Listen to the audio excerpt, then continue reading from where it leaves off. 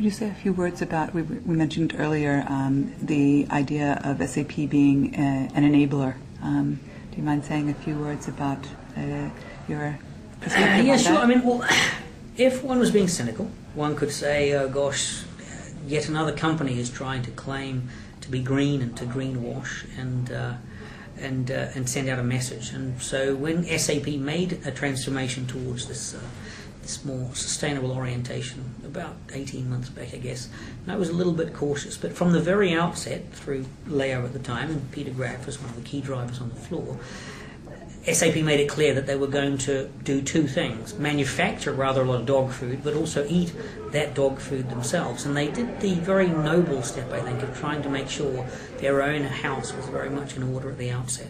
So they have a sustainability report which washes its face amongst the best in the marketplace. They have transparency about the way they are managing the environmental impact of their organisation, and they have clear medium and long-term targets about continuing to try and improve that performance. So that provides a pretty noble basis and a pretty noble springboard to try and project and move from being an exemplar of sustainability to actually being an enabler of sustainability in the marketplace.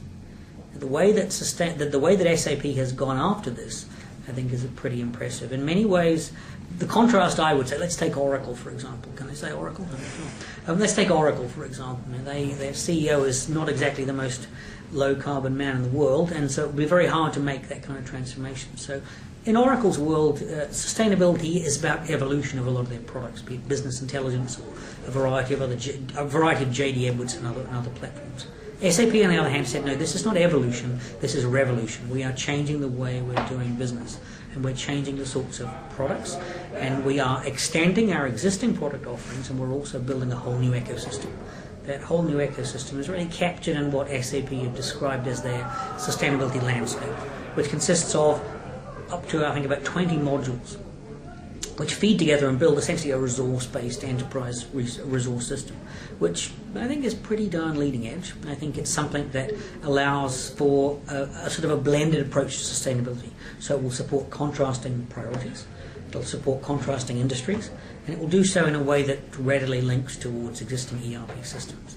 And it is a kind of it's not necessarily unfortunate or fortunate, but it is a fact that the market seems to be moving very quickly. The early arrivals in the sustainability software solution space were all about carbon and reporting carbon from a compliance perspective. That market has evolved very quickly. More and more startups have emerged. We're tracking a large number of them, more than 100 of them.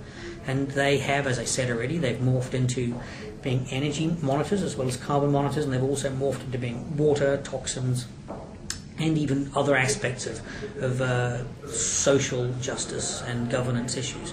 But what the market does seem to be looking towards is migrating towards this becoming enveloped within ERP systems.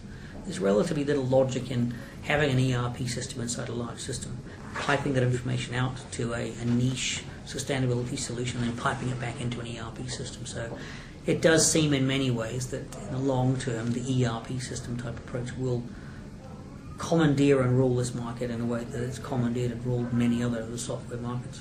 Well, a few years ago I had the pleasure to sit in on a few sessions during a GRC, Governance Risk Compliance, meetup with Technidata, and was very impressed by the way they positioned their EHS solutions. And now I also hear today about SAP acquiring that. How do you see that as impacting SAP's enabler capabilities? Well, I mean, Technidata did have a significant reputation in that compliance EH&S space.